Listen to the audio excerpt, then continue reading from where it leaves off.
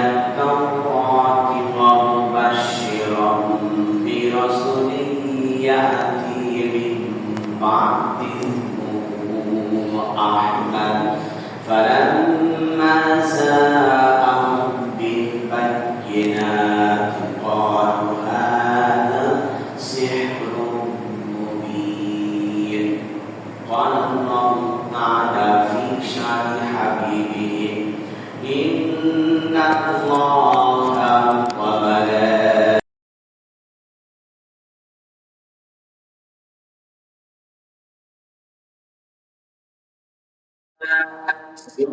الذين آمنوا عليه صلوا عليه وسلموا تسليما সবাই মুহাম্মদের শহীদ দুরূদ পড়ুন আল্লাহুম্মা সাল্লি আলা মুহাম্মাদ ওয়া আলা আলি মুহাম্মাদ কামা সাল্লাইতা আলা ইব্রাহিম ওয়া আলা আলি ইব্রাহিম ইন্নাকা হামিদুম মাজিদ اللهم بارك على محمد وعلى آل محمد كما باركت على إبراهيم وعلى آل إبراهيم إنك حميد مجيد সকল প্রশংসার মালিক আল্লাহ রাব্বুল আলামিন যিনি আমাদেরকে শ্রাবণের চাঁদে শেষ সপ্তাহ জিলকদে প্রথম দিন অর্থাৎ আজকে 28 তারিখ আরেকদিন আছে তাহলে আমাদের মাসটি শেষ হয়ে যাবে জিলকদের চাঁদ উঠে যাবে আমাদেরকে মসজিদে আসার জন্য তৌফিক দিয়েছেন আল্লাহর কাছে নাম কোটি কালিমাতুল শুকর আদায় করছি বলুন আলহামদুলিল্লাহ শান্তি অবতীর্ণ হোক জনাবে মুহাম্মদ রাসূলুল্লাহ সাল্লাল্লাহু আলাইহি ওয়াসাল্লামের প্রতি লক্ষ কোটি দরুদ ও সালাম বর্ষিত হোক আল্লাহুম্মা সাল্লি আলাইহি ওয়া বারিক আলাইহি আমি আপনাদের সামনে ধারাবাহিকতা কথা বলতেছিলাম সূরাতুস সফ এর আজকে 6 নম্বর আয়াতের উপর কথা বলব ওয়া তুফিক ইল্লা বিল্লাহ আলাইহি তাওয়াক্কালতু ওয়া ইলাইহি উনীব রব্বানা লা ইলমা লানা ইল্লা মা 'allamtana ইন্নাকা আনতাল আলিমুল হাকীম রব্বি ইশরাহ লি সাদরি ওয়া ইয়াসসির লি আমরি ওয়াহলুল 'উকদাতাম মিন লিসানি ইয়াফকাহু কওলি আমিন দেখেন এখানে আল্লাহ বলছেন ওয়াইকুলা ঈসা ইবনে মারইয়াম আল্লাহ বলছেন স্মরণ করো ঈসা ইবনে মারইয়াম আলাইহিস সালামের কথা তার পুত্র সম্পর্কে বলছেন বানি ইসরাঈল রাসূলুল্লাহি ইলাইকুম মুসাদ্দিকান লিমা বলছেন যে আমি তোমাদের কাছে আল্লাহ পাক নবী হিসাবে রাসূল হিসেবে প্রেরণ করেছেন এরপর বলছেন তিনি বলছেন লা বাইনা ইয়াদাইহি মিনাত তাওরাত এবং বিগত যে তাওরাত কিতাব আছে সেই কিতাবের স্বীকৃতি দেওয়ার জন্য আমি ঈসা ইবনে মারইয়াম আল্লাহ আমাকে পৃথিবীতে নিয়ে আসছেন অর্থাৎ এক নবী অন্য নবীকে স্বীকৃতি দেয় যেমন পৃথিবীতে আপনি আমি দেখতে পাই এক নেতা অপর নেতাকে দেখতে পারে না এক নেত্রী অপর নেত্রীকে দেখতে পারে না কারণটা হলো একটাই তার মন মস্তিষ্ক প্রসিদ্ধ জ্ঞান দিয়ে তারা সব কাজ করে আর নবী পয়গম্বররা তাদের কাছে যেগুলি জ্ঞান আসে সম্পূর্ণকে আল্লাহের পক্ষ থেকে সুবহানাল্লাহ তিনি বলছেন ফালাম্মা জাআহুম বিল বাইয়িনাতি ক্বালু হাযা সিহরুম মুবিন আর আমি তো স্পষ্ট একজন নবী তোমাদের কাছে আমি স্পষ্ট সব কিছু বলে দেব তখন তারা বলতেছে যে আপনি যে নবী এই নবীকে নিয়ে এই আয়াতের সবচেয়ে একটু ইম্পর্টেন্ট একটি জিনিস যেমন আপনি আমি দেখতে পাই বাংলাদেশে কানিয়া আছে, এই কাদিয়ানি ফিরকা বাতিলা আছে যারা বলে যে গোলাম আহমদ কাদিয়ানি ইনি হলেন নবী। আস্তাগফিরুল্লাহ। কারণটা হলো মুহাম্মদ সাল্লাল্লাহু আলাইহি ওয়াসাল্লামের পরে কোন নবী আসলেন না। লাউ কানা নাবিয়্যান মিন বাদি লাকানা উমর। আল্লাহ নবী সাল্লাল্লাহু আলাইহি ওয়াসাল্লাম বলছেন আমার পরে যদি কেউ নবী হতো তাহলে আল্লাহ পাক ওমরকে বানিয়ে দিতেন। সুবহানাল্লাহ। কত বড় একটি কথা দেখেন। তারপরে বাংলাদেশের আপনি আমি দেখতে পাই, যেমন গত রাত্রিতে আমি এক জায়গাতে গিয়েছিলাম, এটি ছোট একটা প্রোগ্রাম, তো আমাকে 10 মিনিট কথা বলতে দিয়েছে। তো 10 মিনিট কথা বলার পর আমি আসছি, একজনের কানের নিচে একটি স্টিকার দেখলাম, যে স্টিকারটা খ্রিস্টানদের স্টিকার, মুখে দাঁড়িয়ে আছে, মাথায় টুপি আছে, ধরার কোনো কায়দা নেই। কাদিয়ানিদের স্টিকার যেগুলি আছে চুলের মধ্যে অথবা কাকের নিচে সিল মোহর হিসাবে যেমন ভাবে মেরে দিই তেমন ভাবে, যেমন আপনি দেখতে পাবেন যে আমাদের বর্তমান সময়ে উত্তরখানের মধ্যে কাদিয়ানিদের আবির্ভাব বেশি, যা আপনি বুঝতে পারছেন না। স্কুল পর্যন্ত পৌঁছে গেছে কাদিয়ানিদের, ইভেন স্কুল শিক্ষক শিক্ষিকা কাদিয়ানি, তাদের টাকা পয়সার কোনো অভাব নেই। এটি কোম্পানি, নাম বলতে চিনবেন, আমি নাম বলছি না। তো এই কোম্পানিতে যতগুলি প্রোডাক্ট আছে অথবা যে দোকানে যায়, যারা কাজ করে রিপ্রেজেন্টেটিভ হিসাবে, তাদেরকে তারা লক্ষ লক্ষ কোটি কোটি টাকা দেয়। এখন আমি খুব সমস্যার মধ্যে আছি, কিভাবে তাদেরকে আমরা চিনব? হ্যাঁ, আপনি এখান থেকে একটু কিছু দূরে গিয়ে যান, মাস্টার পাড়া একটি দোকান আছে যেখানে কাদিয়ানিদের কিতাব আছে, আপনি দেখতে চাইলে দেখতে দেবেন, আপনি না করবেন না। তো পূর্বসূক্রমে আমি ওখানে বলছি কোরআন কারিম, যেহেতু সৌদি আরবে বা আরবিয়ান যে ভিত্তি বা কালচার স্টারাস যারা যেরকম ভাবে থাকে, যে কোনো দোকানে যাবেন একটা বই দিয়ে হাতিয়ে দিতে চলে গেলাম, এরপরে বানা করে টেবিলে আছে, কেউ না কেউ বলে একটা পুস্তকটাই দেখবে যে এটা দেখছেন এই সুন্দর একটা রেসিপি রাখি রাখি দাও, এই অর্থটা দেখলো, এটা টাকা যাবে নয়। এটা বাংলাদেশের সেই কালচারটা নেই। আল্লাহ আমাদেরকে সঠিক সংস্থান করুন, আমিন। তো এখানে যে কাদিয়ানিদের এই আয়াতের ভিত্তিতে যেভাবে বিভ্রান্তি ছড়াচ্ছে সেটা আদৌ ঠিক নয়, এটা সম্পূর্ণ বাতিলা, যা আপনার আমার ঈমানকে ধ্বংস করে দিচ্ছে। যেমন বলে থাকি আপনি আমি যে দেখো আপনি তোমরা মানুষ, আমরা মানুষ, আমরা মুসলমান, তোমরা বিধর্মী, অথবা বলে থাকি যে তুমিও মানুষ আমিও মানুষ, তবে পার্থক্য হলো কি আমরা নামাজ পড়ি, আমরা জান্নাত যাব কিভাবে, আমরা যাদেরকে জান্নাত বলি তোমরা তাদেরকে স্বর্গ বলো বা হেভেন বলো, যেটাই বলো, কি বলো কি, এরপরে আমরা যাকে জাহান্নাম বলি তোমরা তাদেরকে নরক বলো, আমরা যাদেরকে দুজক করি সেটাকে তোমরা কি বলো, নরক। এইভাবে বিভিন্ন ভাবে আমরা যাকে আল্লাহ বলি তোমরা তাকে ভগবান করো, আর আমরা যাকে আল্লাহ বলি তোমরা তাকে ঈশ্বর করো বা মঠ করো। এইভাবে যেভাবে বলতেছি, সব যখন বলতেছি বলার পর এখন আপনি আমি যখন সুন্দরভাবে এই কথাটি বলছি, সিগনিফিকেন্স হলো এই সুন্দর একটি কথার মাধ্যম দিয়ে বলছি, তেমন একটা বিধি বা হুক্কা খেয়ে আমি চলে যাই, তুমিও যেখানে যাবে আমিও সেখানে চলে যাব। এর অর্থ হলো যে আপনার ঈমান বিক্রি করে দিয়ে আপনি একটা সিগারেট বা একটা হুক্কাতে টান দিয়ে চলে আসেন, একটা বিড়ি বা একটা হুক্কাতে টান দিয়ে আপনার আমার ঈমানকে বিক্রি করে দিয়ে চলে আসবেন। আল্লাহ নবী সাল্লাল্লাহু আলাইহি ওয়াসাল্লাম বলছেন স্পষ্ট দলিল কোরআন কারীম, আল্লাহ নবী সাল্লাল্লাহু আলাইহি ওয়াসাল্লাম বলেন যে আল্লাহ শব্দের কোনো স্ত্রীলিঙ্গ নেই। ভগবানের স্ত্রীলিঙ্গ আছে ভগবতী, গডের স্ত্রীলিঙ্গ আছে গডেস, ঈশ্বরের স্ত্রীলিঙ্গ হলো ঈশ্বরী, এবং প্রত্যেকটি শব্দ যতগুলি ডিকশনারি আছে সব ডিকশনারি থেকে আপনি আমি তা খুঁজে পাবো, কিন্তু আল্লাহ শব্দের অর্থের যে স্ত্রীলিঙ্গ পশ্চিমকালে আদৌ পাওয়া যাবে না। এই জন্য আল্লাহ রাব্বুল আলামিনের হাবিব জনাব মুহাম্মদ রাসূলুল্লাহ সাল্লাল্লাহু আলাইহি ওয়াসাল্লামের এই আয়াতের ব্যাখ্যা করেছেন মুফাসসিরিন হযরত আয়েশা সিদ্দিকা রাদিয়াল্লাহু তাআলা বলেন ওয়াকালাতিন নাসারা মাসীহু ইবনুল্লাহ, কারণ ঈসা আলাইহিস সালামকে বিনা ভাবে জন্মের কারণে তাদেরকে বলেছিলেন এটা আমাদের আল্লাহ, এটা আমাদের সব কিছু দিতে পারেন, কারণ তার কাছে কিছু ক্ষমতা দিয়েছিলেন, হাতটা পাকলে আসমান থেকে আল্লাহ খাবার দিয়ে দিতে,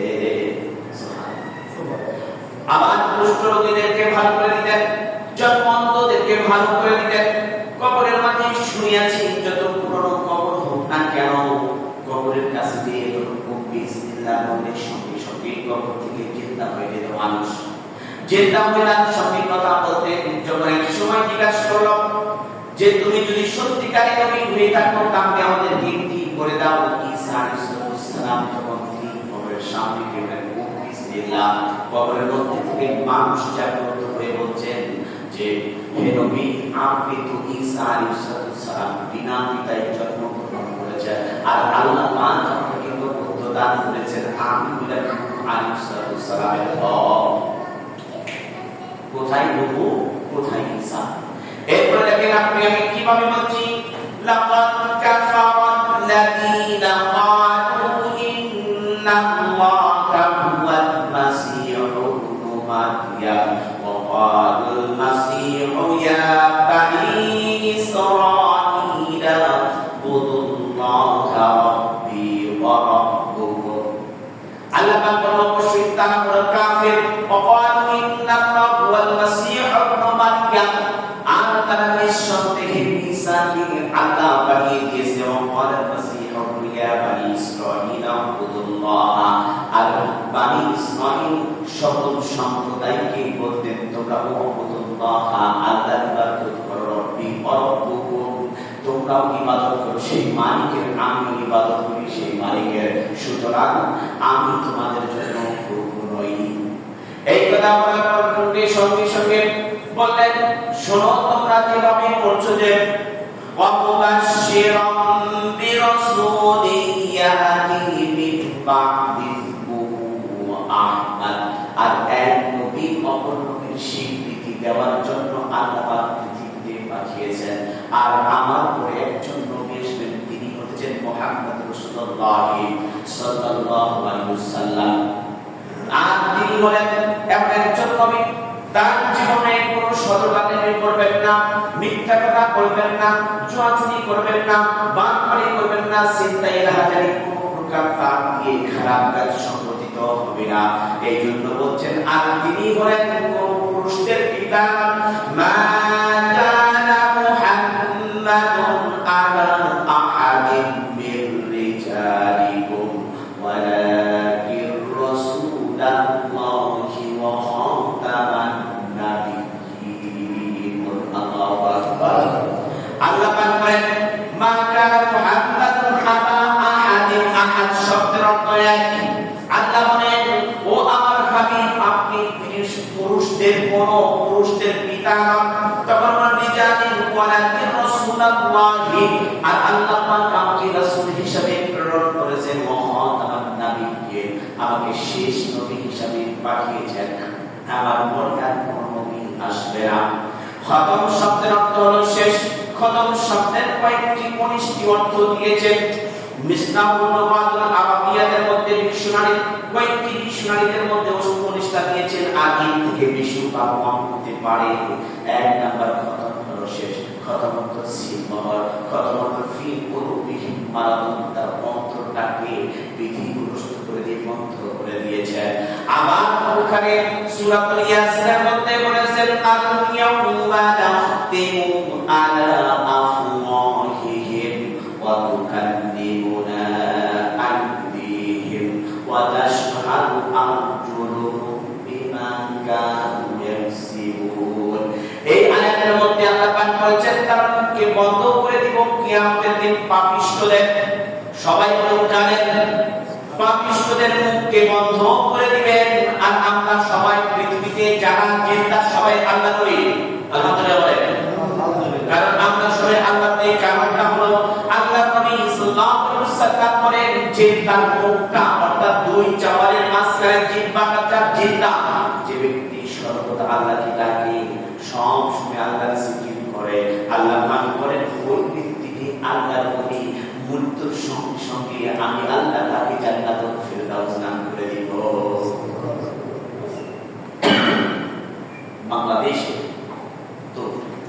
দেখা যায় সকালবেলা উঠে সুন্দর করে একটি মায়ের বাপে উঠে একটা গাড়ি দিয়ে দিই, আসলে ঠিক নয়। এই মুখে সব কিছু জয় আর এই মুখে সব কিছু হয়। দেখেন এরপর হচ্ছে শর্ট সময় কম। আর একটা পয়েন্ট আছে যে কদের মাসের ফজিলতের উপর কথা বলবো শেষ অংশে। নবী আসার কারণ হলো তিনটি। এক, নবী চলে গেছেন অপর নবীর জন্য। প্রথম কারণটা হলো নবীর শিক্ষা বিলুপ্ত হয়ে গিয়েছে, তারপরে তার জন্য নতুন একজন নবী দরকার। ঈসা আলাইহিস সালাম পৃথিবী থেকে বিদায় নিয়েছেন, মুহাম্মদ রাসূলুল্লাহ সাল্লাল্লাহু আলাইহি ওয়াসাল্লাম আসলেন। আসার পর ঈসার স্বীকৃতি দিয়ে তিনি বলেছেন, দেখো আমি হলাম শেষ নবী, খাতামান নবীকে, আমি হলাম শেষ নবী, আমার পরে আর কোনো নবী আসবে না। আর যদি নবী হতো দরকার না বিজ্ঞাপন বাংলা কানা উমার, অবশ্যই আল্লাহ পাক উমরকে নবী বানায়া দিতে। এই কথা বলার সঙ্গে সঙ্গে আল্লাহ নবী সাল্লাল্লাহু আলাইহি বলছেন, দেখো দ্বিতীয় প্রশ্নটা হলো নবী প্রথম শিক্ষায় একান্ত জাতির জন্য ছিল, শুধু মুসলমানদের জন্য নয়, আপনারা আমার নবী। দ্বিতীয় পয়েন্ট হলো আপনারা আমার নবী শিক্ষা দিয়েছেন সেটা বিগত সময়ে নবী যারা শিক্ষা দিয়েছেন তারা কওমের জন্য, গোত্রের জন্য, জাতির জন্য নির্দিষ্ট করে একটি পর্যায় বা একটি জাতির জন্য দিতেন। আর মুহাম্মদ রাসূলুল্লাহ সাল্লাল্লাহু আলাইহি ওয়াসাল্লাম তিনি যে শিক্ষা দিয়েছেন পুরো পৃথিবীর বাসীর মানুষের জন্য সব কিছু শিক্ষা দিয়েছেন। সুবহানাল্লাহ। কারণ তিনি আমাদের শিক্ষা দেন শুধু আপনি আমি মুখ কাটবো কিভাবে এটাই শুধু শিক্ষা দেন, তাহলে রাখবো কিভাবে, চুল কাটবো কিভাবে, নখ কাটবো কিভাবে, জামা পরবো কিভাবে, আমি সালোয়ার পরবো না প্যান্ট পরবো না, কি খাবো, কি কোন পদ্ধতিতে, ওযু খাওয়া সুন্নাত, মিষ্টি খাবার পরে মিষ্টি খাওয়া সুন্নাত, এমন করে শিক্ষা দেয় নাই। আল্লাহর নবী সাল্লাল্লাহু আলাইহি ওয়াসাল্লাম যে একজন মানুষের জন্য যা যা দরকার জন্ম থেকে মৃত্যু পর্যন্ত সব কিছু শিক্ষা দিয়েছেন। অতএব এটা দ্বিতীয় কারণ, কারণ এর জন্য এরপরে আর কোনো নবীর দরকার নাই। তৃতীয় নাম্বার হলো নবীর শিক্ষা পুরোপুরি ভাবে শিক্ষা দিয়েছেন, আর নতুন করে শিক্ষার কোনো প্রয়োজন নেই। বলেন আছে নাই মুশরিক। কারণ নবী মুহাম্মদ রাসূলুল্লাহ সাল্লাল্লাহু আলাইহি ওয়াসাল্লাম তিনি বলেন, ইন্নামা বুইস্তু মুআল্লিমান, পৃথিবীতে আল্লাহ পাক আমাকে শিক্ষক হিসেবে প্রেরণ করেছেন। কারণটা হলো আমি মানুষ ছিলাম, আমাকে কেউ শিখায় নাই, কোন বিদ্যালয়ে পড়িনি, কোন কলেজ ইউনিভার্সিটি কোথাও আমি পড়িনি, স্বয়ং আল্লাহ পাক আমার শিক্ষক হয়ে নিজে আমাকে শিক্ষা দিয়েছে। এই জন্য আল্লাহ পাক বলেছেন, ওয়া মা আরসালনাকা ইল্লা কাফাতান লিন-নাসি বাশীরান ওয়া নাযীরা। আল্লাহ পাক বলেন, ও হে নবী, আপনাকে আমি পৃথিবীতে প্রেরণ করেছি হিদায়াতের জন্য এবং ফিকির প্রদর্শনকারীর জন্য বরকত হিসাবে প্রেরণ করেছি।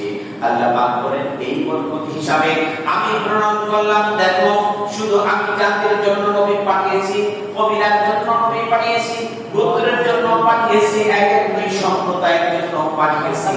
আল্লাহ পাক বলেন, দেখো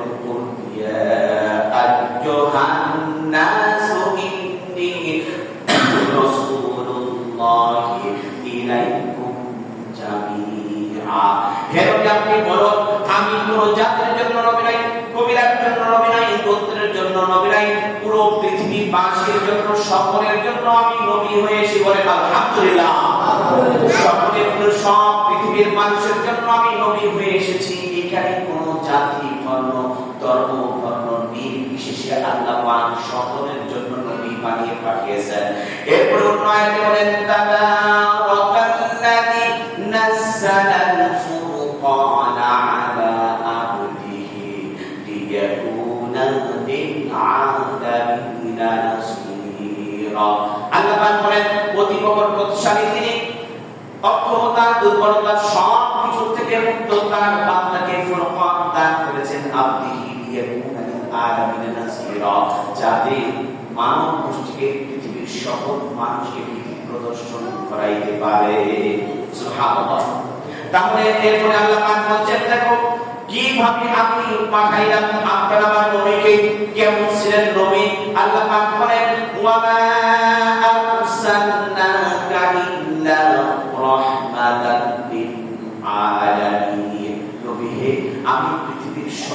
মানুষের জন্য আমি রহমত করে পাঠিয়েছি। আলহামদুলিল্লাহ, সুবহানাল্লাহ।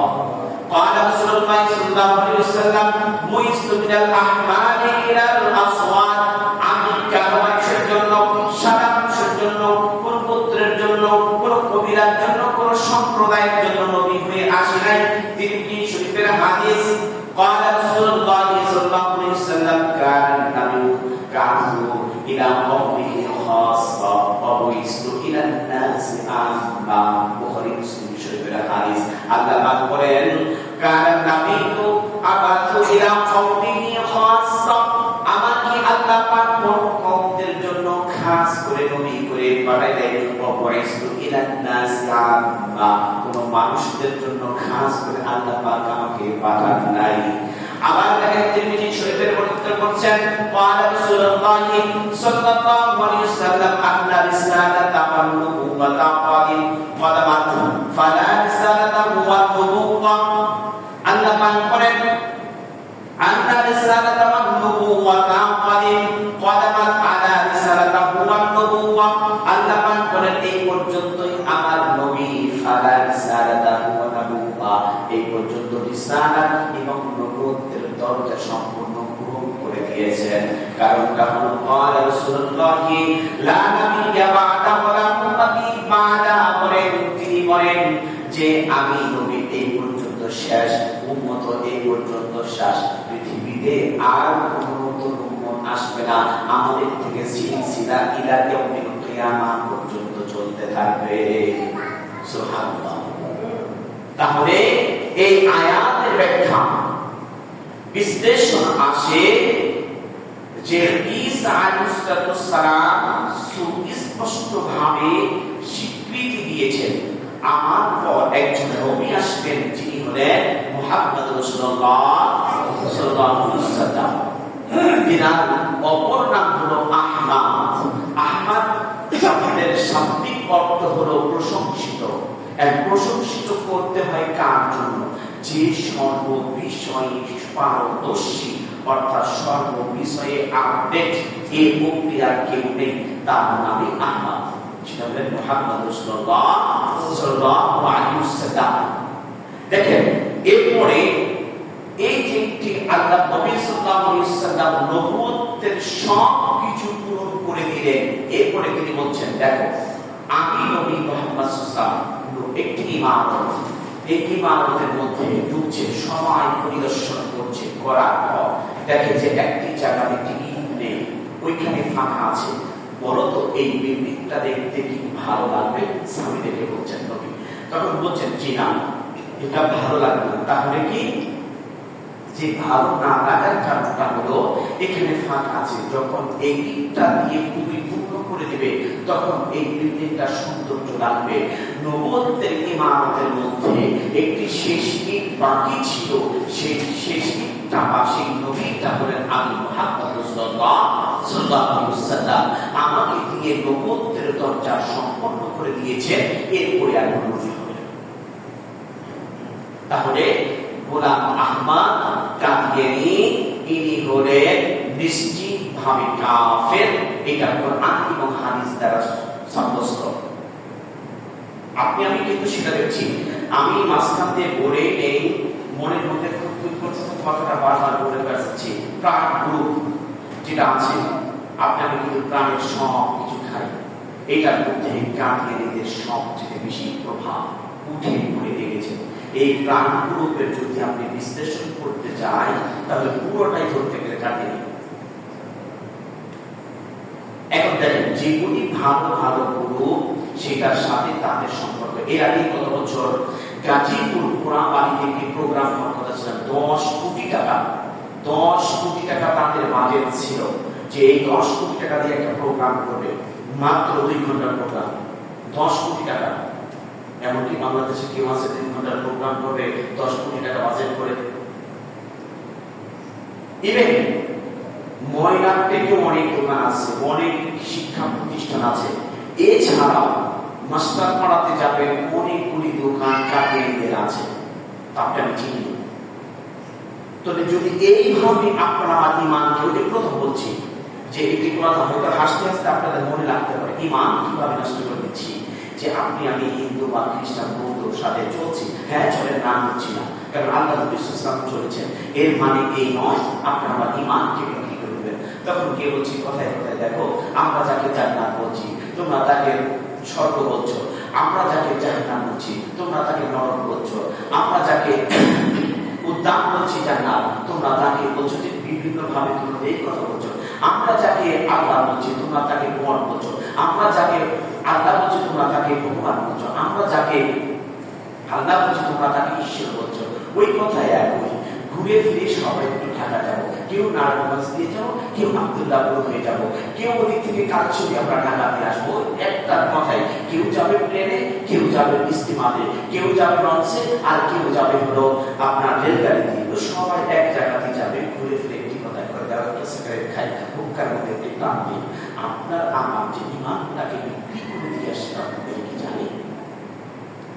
কথাটা কিন্তু সহজ, অতীব সহজ, অতীব সহজ কথা, কিন্তু ঈমান আপনার নষ্ট হয়ে গেল। ঈমানটা নষ্ট হয়ে গেল। কিভাবে ঈমান নষ্ট হলো? আল্লাহ নবী জনাব মুহাম্মদ রাসূলুল্লাহ সাল্লাল্লাহু আলাইহি ওয়াসাল্লাম বলেন, আল্লাহ এমন একটি শব্দ, এই শব্দের কোনো প্রকার এর স্ত্রীলিঙ্গ নাই।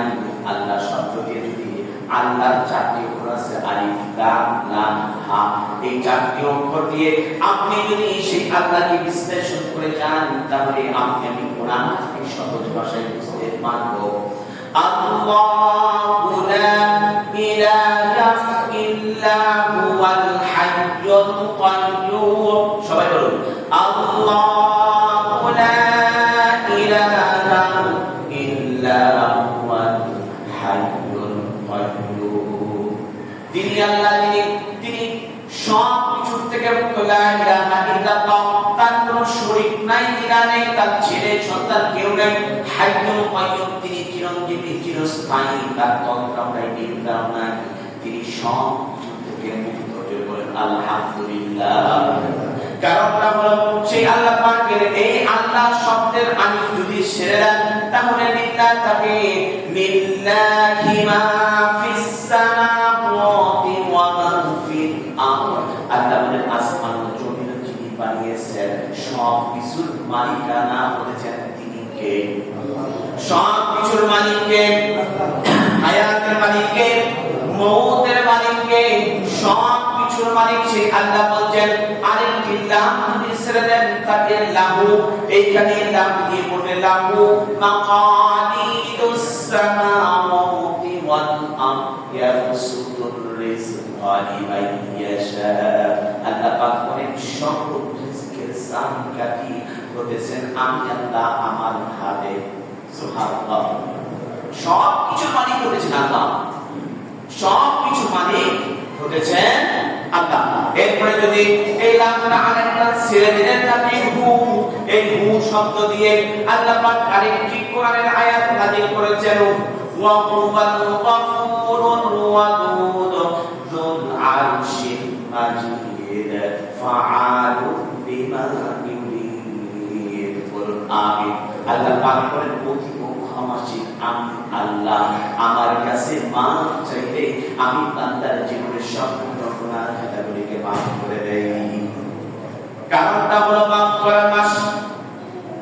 এটা হলো আল্লাহ পাক বলেন বান্দারে শোনো, আমি তোমাদেরকে এত সুন্দর করে তৈরি করেছি তোমাদের কোনো শাস্তি দিবার জন্য নয়, তোমাদেরকে জাহান্নামে দেবার জন্য নয়, তোমাদেরকে দানি দিবার জন্য নয়। বান্দা যখন আমার দিকে ফিরে আসবা সব কিছু আমি তোমার টাকার আগে আগে চোখ থেকে পানি করে নাকের ডগায় আসার আগে তোমার জীবনের সম্পূর্ণ গুনাহ খাতাগুলিকে মাফ করে দিব। এরপরে আল্লাহ পাক বলেছেন শোনো, সেটা হলো এই আপনি আমি শুধু জানি জিনহাস মাস। আল্লাহ পাক বলেন বান্দারে ইসআলুকা আনিল আহিল্লা কুল হিয়া মাওয়াকিতু লিন্নাস।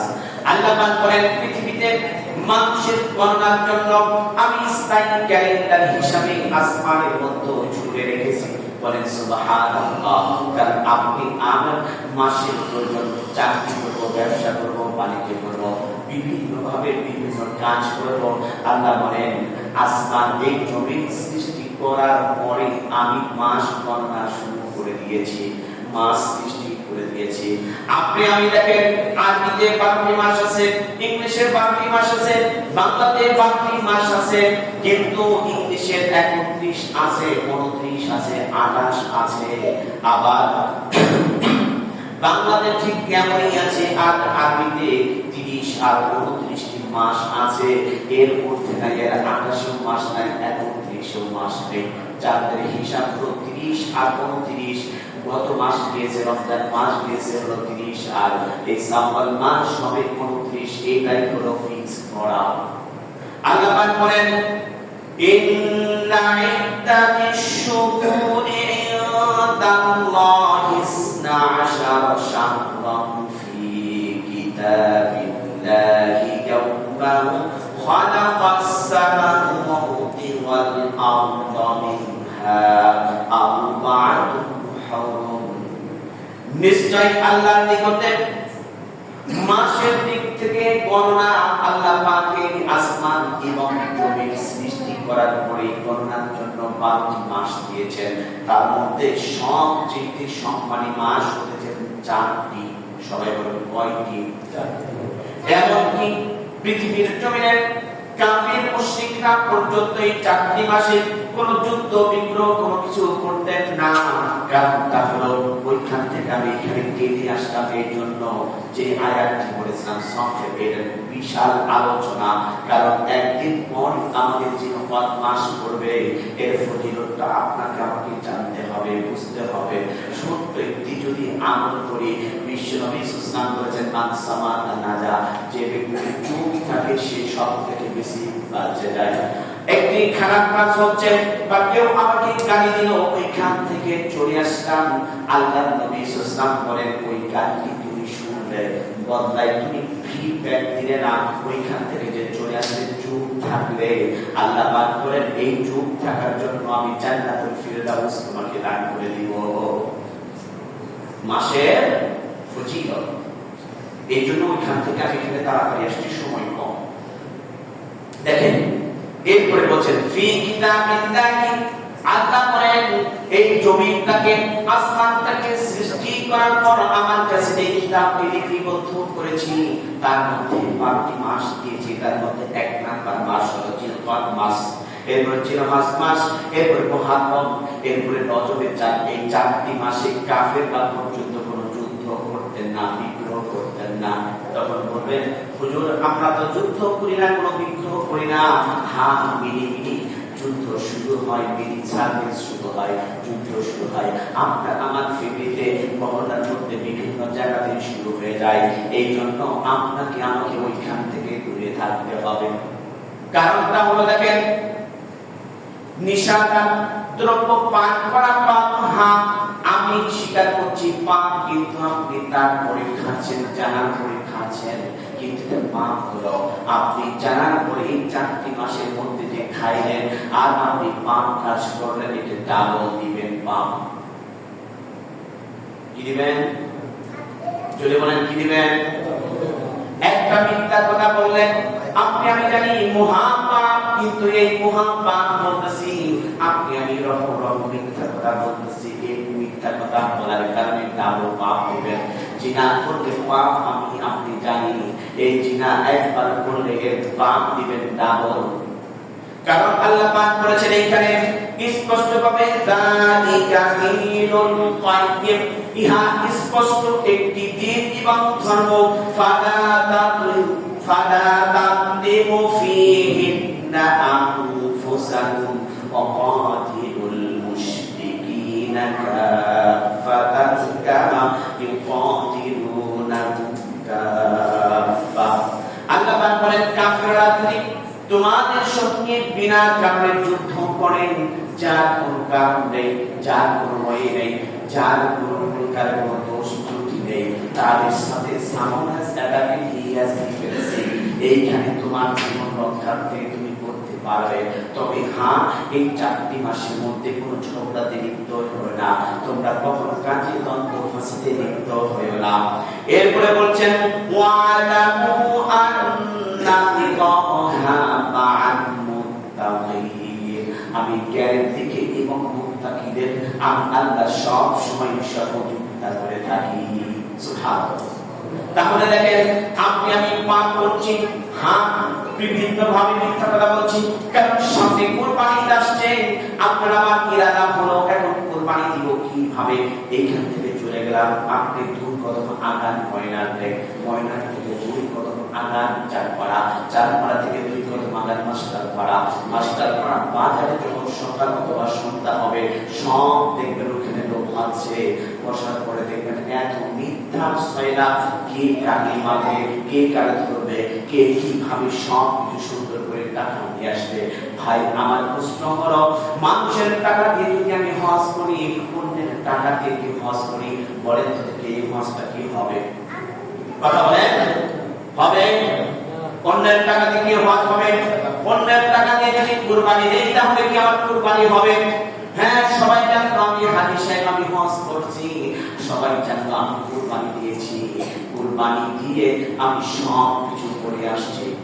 এই জিলকাদ মাসের মধ্যে আমি একটি জিনিস ঘটনা, এই আয়াতের ব্যাখ্যাতে দেখলাম, দিনার একজন মুফতি ছিলেন, একজন মুহাদ্দিস ছিলেন, সবচেয়ে হলো একজন বড় মুহাদ্দিস ছিলেন। তিনি করতেন কি সবার সাথে তার, তিনি সাহিবী মাল ছিলেন, এমন একজন সাহিবী মাল ছিলেন, তিনি কখনো যাকাতের মাল খাইতেন না, সাদকা খাইতেন না, বরং তিনি আরো যাকাত দিতেন, খাবার মানুষকে বিদায় দিতেন।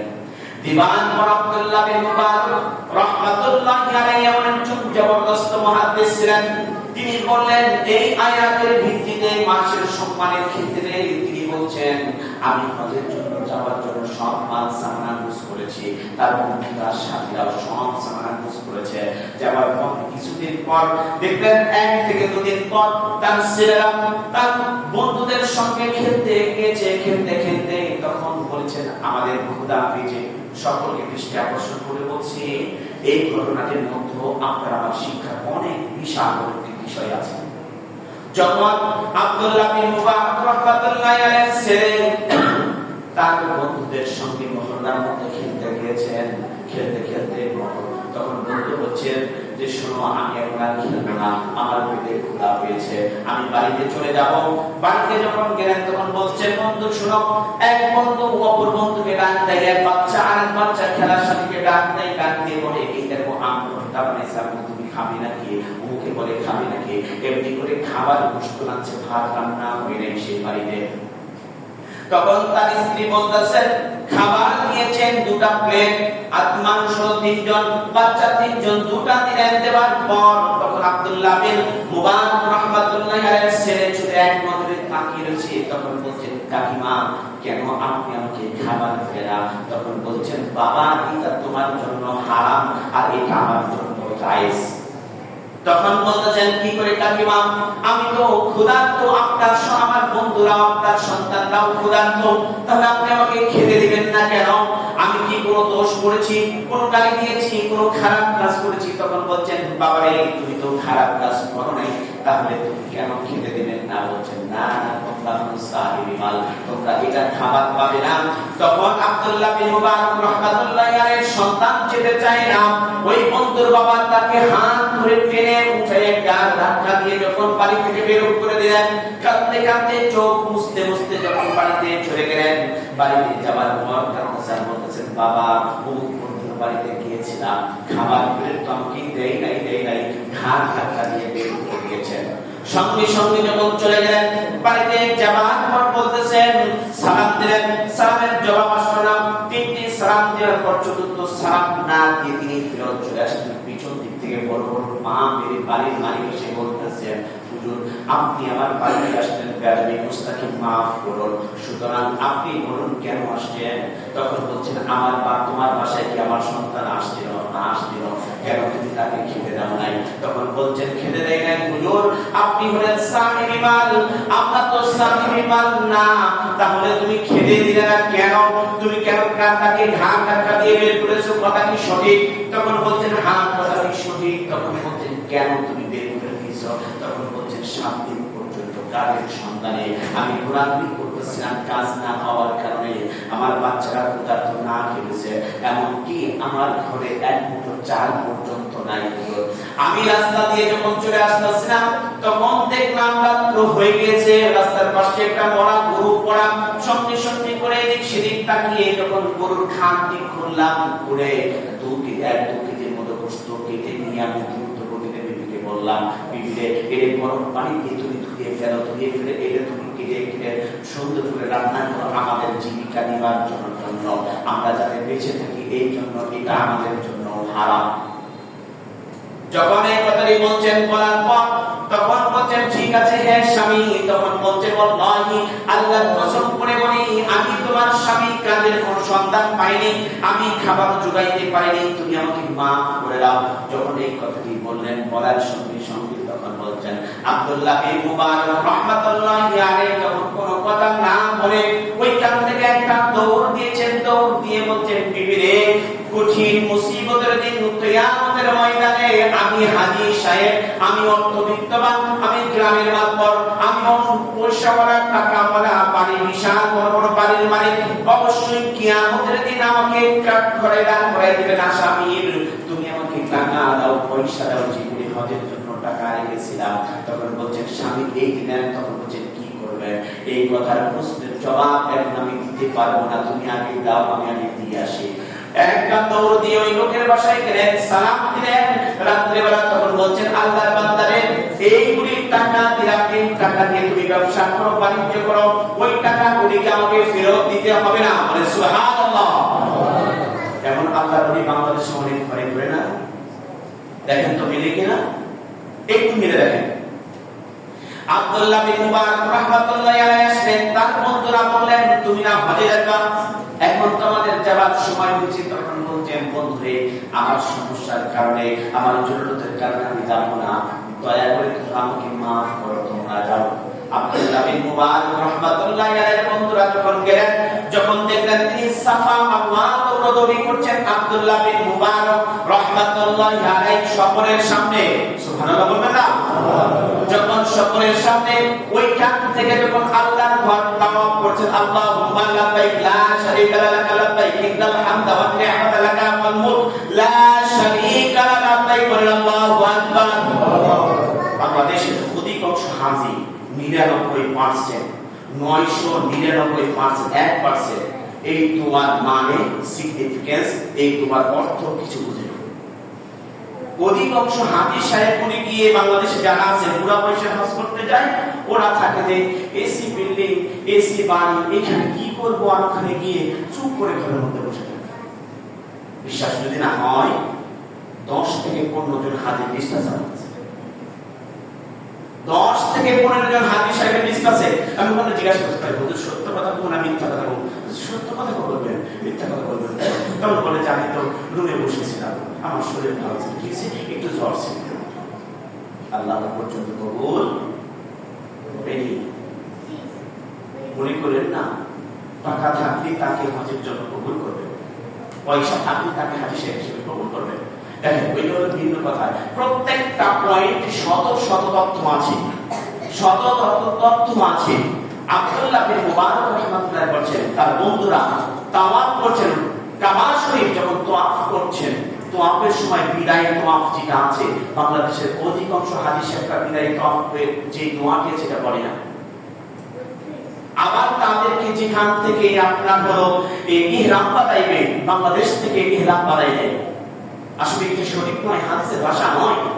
বাংলাদেশ থেকে ইহরাম বানিয়ে দিচ্ছে, কই না চলবে, আপনারা আমার গতিতে চলবে, কিন্তু হাদিসের গতি কি বলেছে, হাদিস কি বলেছে, মুহাম্মদ সাল্লাল্লাহু আলাইহি ওয়াসাল্লাম কি বলেছেন, সেটা আপনাকে আমাকে খেয়াল করতে হবে। যাই হোক এই কথা বলে তখন বললেন হ্যাঁ হুজুর আপনি কি হাজী সাহেব? আমি হাজী সাহেব না, আমি যেটা কোরআন এবং হাদিস আছে আমি সেটা বলছি। এরপরে আব্দুল্লাহ বিন মুবারক রাহমাতুল্লাহ বন্ধুরা সব হজ করে যখন চলে আসলেন, আসার পর বলতেছেন তুমি আমার সঙ্গে মিথ্যা কথা গাদ্দারি করেছো, তুমি না বলে হজে যাবে না। তখন বলছে আল্লাহর কসম করে বলছি দোস্ত আমি হজে যাইনি। সেই দিন রাত্রিতে আব্দুল্লাহ বিন মুবারক রাহমাতুল্লাহ আলাইহি স্বপ্ন দেখানো হলো, স্বপ্ন সম্পূর্ণ 6 ভাগের 1 ভাগ ওহী। তবে হ্যাঁ, তার সিগনিফিকেন্স হলো আপনাকে ওযু অবস্থাতে দেখতে হবে। আপনি নামাজে ওযু অবস্থাতে ডান হাতে দেখতে হবে। সেটা হলো সুবহে সাদিকের সময় অথবা তাহাজ্জুদের পূর্ব মুহূর্ত। আর অনেক কিছু আছে স্বপ্ন দেখার ব্যাখ্যা বিশ্লেষণ, যা যেভাবে আল্লাহ নবী সাল্লাল্লাহু সহিহ হাদিস দিয়ে তা প্রমাণিত করেছেন। আচ্ছা, এরপরে তিনি বলছেন যে আমি যাইনি, তাহলে তুমি আমার আগে কেন? তখন বলছে যে আমি তোমার মতো একজন আমার রহমতের ফেরেশতাকে দোয়া করেছি আর তোমার জানে আমি খুশি হয়েছি। এই বছরে যতগুলি হাজী সাহেব ছিল সবগুলি হাজী সাহেবের হজকে আমি কবুল করেছি। শর্ত কি? তার দাম। এমনও হাজী সাহেব আছে 10 জনকে হজে নিয়ে যেতে পারবে, ওনার কাছে যাইবেন, জাকাত ফরজ হয়েছে। এমনও অর্থ বিত্তবান আছে, তার কাছে যাবেন, বলবে যে আমার জাকাত ফরজ হয়নি। 5টা বাড়ির মালিক গত বছর রমজান মাসে 5ই রমজান মাসে নামাজ পড়তে আসছেন, ওনার পাশে আমি চিনি, আপনিও চিনবেন হতেন, আপনাদের 5টা বাড়ির মালিক পাশে বসে রয়েছেন। একজন বলেছে ভাই আপনি তো জাকাত ফরজ, আপনি জাকাত দেন, তো বলছেন ভাই আমার জাকাত ফরজ, আপনারা 5টা বাড়ির মালিক। আসলে কি সেটা? আসলে সেটা একটি দোয়া পড়ে আজকে আমাদের খুতবা শেষ। বিগত সময়ে আমরা যেগুলি ভালো কাজ করেছি সেগুলি ভালো কাজ করব। এই মাসের ফজর চর্চা বলতেছি পকেটের মধ্যে ঢুকে দেওয়ার জন্য, বিস্তারিত করার সময় নেই, আয়াতগুলো অনেক আছে। 1 নাম্বার কাজ, আমরা যেভাবে 5 ওয়াক্ত নামাজ পড়ছি সেটা কন্টিনিউ করব, মিস করব না, ইনশাআল্লাহ। 2 নাম্বার, যেভাবে সাপ্তাহিক বৃহস্পতিবার এবং সোমবার রোজা রাখি সেভাবেই করব। যেভাবে নরমালিভাবে আমাদের সাধ্য অনুযায়ী দান সদকা করি এটা করব। তবে হ্যাঁ, মিথ্যা কথা বলবো না, নিষিদ্ধ দ্রব্য থেকে আমরা দূরে থাকবো। বিশ্বনবী সাল্লাল্লাহু বলছেন যে পাপ কাজ করতো একটি নেকি পাপ হলে তার ডাবল দিবেন, আর যদি ভালো কাজ করলে একটি নেকি হতো তার ডাবল দিবেন। কথা বুঝেন? তার ডাবল দিবেন। আর আল্লাহর নবী সাল্লাল্লাহু এই দোয়াটি করতেন, সেটা হলো এই, বলেন আল্লাহুম্মা আল্লাহুম্মা আহিল্লাহু আলাইনা বিল আমনি ওয়াল ঈমানি ওয়াস সালামাতি ওয়াল ইসলামি রব্বি ওয়া রাব্বুকাল্লাহ। আল্লাহুম্মা আহিল্লাহু আলাইনা বিল আমনি ওয়াল ঈমানি ওয়াস সালামাতি ওয়াল ইসলামি রব্বি ওয়া রাব্বুকাল্লাহ। বিশ্বনবী সাল্লাল্লাহু চাঁদের দিকে তাকিয়ে বলতেন, চাঁদের দিকে তাকিয়ে বলতেন এই সুন্নাতটা আমাদের শেষ, মানে মৃত্যু পর্যায়ে হচ্ছে দ্বিগুণ করে। তুই একজন দেখি তো দেখি না দেখতে নেই, সবগুলি মোবাইলের মধ্যে দেখি ভাই। সুন্নত একটি জিন্দা করলে দেখেন, আমি আজকে আরেকটা হাদিস বলছি, একটি সুন্নত জিন্দা করলে 100 শহীদের মর্যাদা দিবেন। কত? 100 শহীদের মর্যাদা দিবেন। মিয়া মুহাব্বা 100 শহীদের মর্যাদা দিবেন। সেটা হলো এই সুন্নতটা মরা, এটাকে চিন্তা করে আপনি আমি আকাশের দিকে তাকিয়ে থাকবো, এই দোয়াটা করব। 100 শহীদ যুদ্ধের ময়দানে কি গলা ফেলাইলে যেমন শহীদ হয়, এমন 100 শহীদের মর্যাদা দেবেন। আল্লাহ পাক আমাদের সকলকে কবুল করুন, আমিন। আপনার